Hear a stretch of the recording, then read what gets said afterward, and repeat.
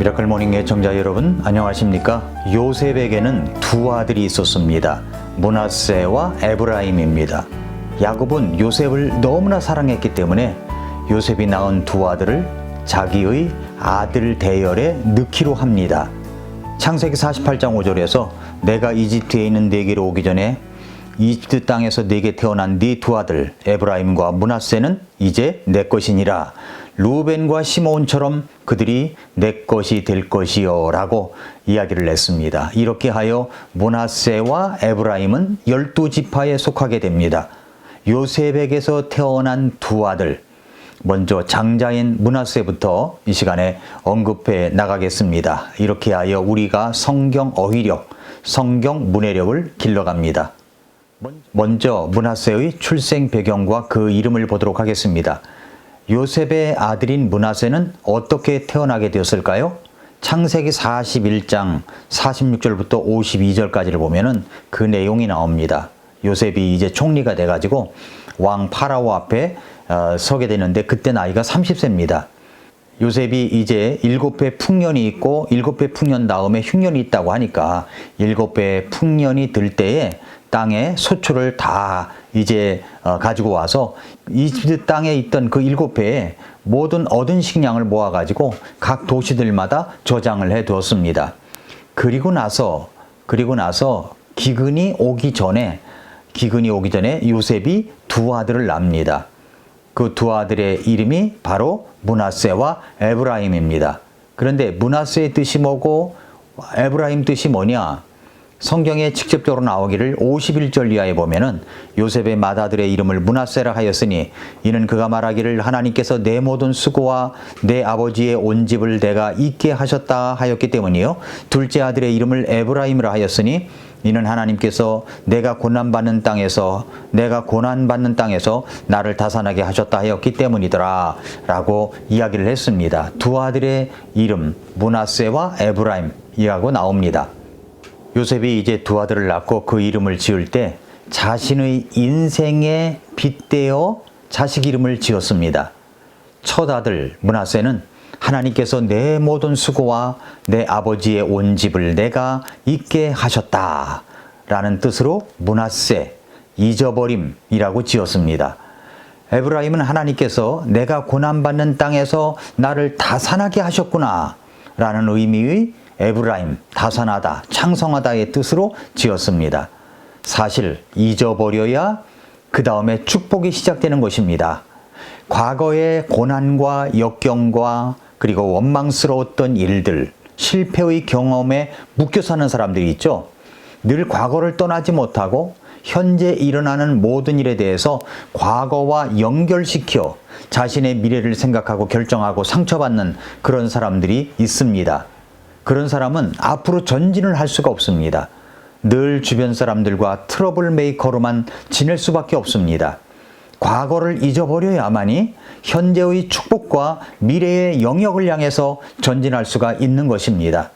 그래서 요셉은 이집트의 총리가 되어 첫 아들을 낳자 이제 하나님께서 내 자신의 과거의 역경과 고통스럽고 원망스러운 일들을 잊게 하시는구나 라는 뜻으로 므낫세라고 그렇게 지은 것입니다. 그리고 이제 둘째 아들을 낳자 이번에는 하나님께서 나를 본격적으로 축복하시는구나 라는 생각이 들어서 에브라임이라고 그렇게 지은 것입니다. 그러니까 잊어버려야 그 다음에 새로운 축복의 장으로 나아갈 수가 있다라는 의미를 두 아들의 이름을 통해서 우리가 알 수가 있습니다.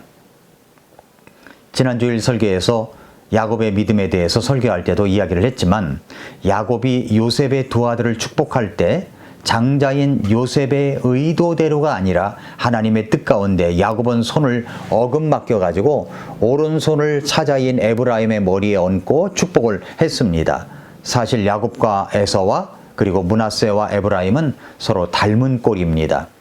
에브라임과 므낫세 둘 다 축복을 받았지만 차자인 에브라임에게 장자의 축복을 더한 것입니다. 그것은 하나님의 주권에 속한 일이기 때문에 우리가 이것에 대해서 이유를 달 수가 없습니다. 이것은 하나님의 주권이기 때문에 그렇습니다. 자, 이렇게 이름과 그 의미를 살펴봤습니다. 두 번째는 이제 야곱이 축복한 내용입니다.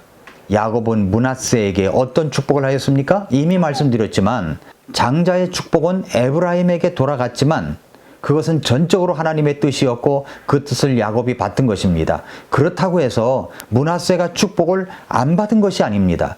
먼저 아버지 요셉이 자기 이름을 잘 지어줬죠. 므낫세라고요. 그 뜻이 무엇이라고 했습니까? 하나님이 나로 하여금 나의 모든 고난과 역경과 환난을 모두 잊어버리게 하셨다는 뜻입니다. 우리는 요셉이 장자를 낳고 이름 짓는 것을 통해서 그 속에 역사된 하나님의 은혜의 체험의 고백을 느낄 수가 있습니다. 사실 요셉은 기막힌 인생 스토리를 갖고 있는 사람입니다. 태어나 보니 어머니가 내신 집안에 태어났고 아버지가 자기만을 사랑하는 것 때문에 형들의 시기와 질투를 받았고 결국은 자신을 잡아 혼자 힘으로는 나올 수도 없는 구덩이에 죽으라고 집어던지더니 나중에는 미디안 상인들에게 종으로 팔아버립니다. 요셉은 살려달라고 그렇게 울부짖었지만 동생의 가련한 그 울음소리를 형들은 시기와 질투 때문에 외면했고 이집트의 보디발이라고 하는 정부 관료 집으로 팔려갑니다. 요셉은 그래도 하나님이 함께 하심을 경험하면서 신실하게 충성스럽게 일을 했습니다. 그런데 그 주인의 처 보디발의 아내가 자신을 유혹하는 것을 거절하자 성추행죄로 모함을 당하여 감옥에서 2년 이상을 보냅니다. 요셉은 하나님 앞에서 죄를 범할 수가 없었고 자신의 주인과의 좋은 관계 때문에 거절했는데도 말입니다. 그러다가 이제 꿈을 풀어주는 일 때문에 이집트 파라오 앞에 서게 되었고 그 결과로 이제 총리가 되었습니다. 이런 과거의 상처받고 아파하고 고통을 받았던 것을 생각하면 얼마나 힘들었겠습니까? 그러나 요셉은 이제 그 모든 것을 잊겠다고 선언합니다. 그래서 그 아들 이름을 므낫세라고 지은 것입니다. 므낫세의 위대한 교훈은 요셉이 모든 과거를 청산하고 앞을 향해서 힘차게 나아가는 이미지를 보여주고 있습니다. 과거의 아픔과 상처를 끊어버리고 청산하는 사람만이 미래를 향해 새롭게 나아갈 수가 있는 것입니다. 예수님께서 우리에게 주신 구원의 은혜가 있습니다. 예수님이 아니었다면 우리는 영원한 지옥의 불구덩이에서 영원토록 고통 가운데 심판을 받으며 지낼 수밖에 없었던 저 우리들이었습니다. 예수님의 은혜로 내가 구원을 받았습니다. 그렇다면 이제 과거의 아픔과 상처를 떠나보내야 합니다.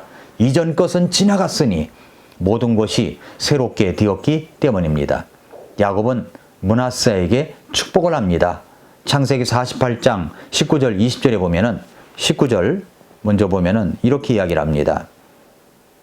그도 한 백성이 되고 그도 크게 되려니와 진실로 그의 동생이 그보다 더 크게 되며 그의 씨가 여러 민족을 이루리라 하고 그날 그들을 축복하며 이르되 네 안에서 이스라엘이 축복하여 말하기를 하나님께서 너를 에브라임 같고 므낫세 같게 하리라 하여 에브라임을 므낫세보다 앞에 두었더라 라고 이야기를 합니다.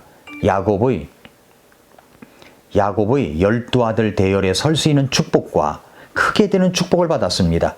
그리고 야곱은 이렇게 또 축복합니다. 48장 15절부터 16절에 보니까 그가 요셉을 축복하며 이르되 내 조상 아브라함과 이삭이 걷는 것을 보신 하나님, 이날까지 나의 전생애 동안 나를 먹이신 하나님, 곧 나를 모든 악에서 구속하신 천사께서 이 아이들에게 복을 주시고 그들이 내 이름과 내 조상 아브라함과 이삭의 이름으로 불리게 하시오며 또 그들이 땅의 한가운데서 자라나 한 무리가 되게 하시기를 원하나이다 하니라 라고 했습니다.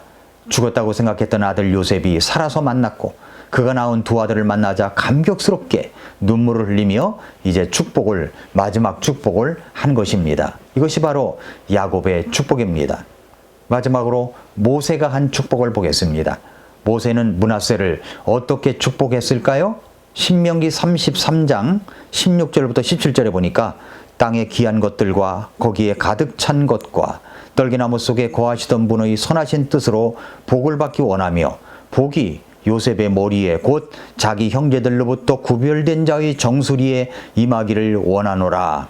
그의 영광은 그의 수소의 첫 새끼 같고 그의 뿔들은 유니콘들의 뿔들 같으니 그가 그것들로 백성의 땅끝까지 밀어내리라.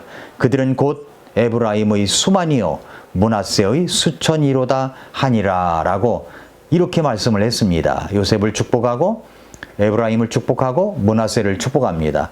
므낫세는 요단강을 중심으로 해서 나뭇가지처럼 유니콘의 뿔들처럼 므낫세와 에브라임 지파가 뻗어갈 것을 이제 그렇게 모세가 축복을 한 것입니다. 자, 이것을 통해서 깨달을 수 있는 것은 성경에 보면 나보다 다른 사람이 더 축복을 받을 때 자신이 축복받은 것은 무시하고 다른 사람이 더 받은 것, 그 축복에 집중하고 질투하다가 인생을 망친 사람의 모습을 우리가 가끔 볼 때가 있죠. 그러나 므낫세는 어떻게 했습니까? 동생이 더 많은 축복을 받았다고 질투하지 않았습니다. 주신 대로 감사하며 그 축복을 누리며 살았습니다. 만약에 므낫세가 자신이 받은 축복을 누리기보다는 동생이 받은 축복을 질투하며 살아갔다면 그는 자신이 받은 축복마저도 잃어버리는 이 비극적인 결과가 있었을 것입니다. 그러나 므낫세는 그렇게 하지 않았습니다. 이것이 바로 우리들에게 아주 중요한 교훈, 메시지를 주는 것입니다. 사랑하는 성도 여러분, 두 가지로 오늘 말씀을 정리해 보겠습니다. 첫째는 이제는 므낫세, 과거의 아픔과 고통과 슬픔을 잊어버리십시오. 예수 그리스도께서 나의 모든 죄의 짐을, 아픔을 다 짊어지셨고 죽으셨고 부활하셨다는 사실을 생각하고 이제 그러한 부정적인 것들을 잊어버리십시오. 그래야만 에브라임, 더욱더 다산하게 하는 축복의 열매들을 볼 수 있는 것입니다. 이전 것은 지나갔습니다. 이제 새롭게 되었습니다. 두 번째는 내가 받은 축복에 집중해야지 나보다 더 많은 축복을 받은 사람에게 집중하고 시기 질투한다면 내 인생은 아예 망가지게 된다는 것을 기억하십시오. 므낫세는 자신이 받은 축복에만 감사하고 생활했던 그런 하나님의 사람이었고 그런 지파였습니다. 여러분도 바로 이러한 모습으로 생활하시기를 주님의 이름으로 축복합니다. 아침마다 새롭다. 오늘도 미라클 모닝입니다.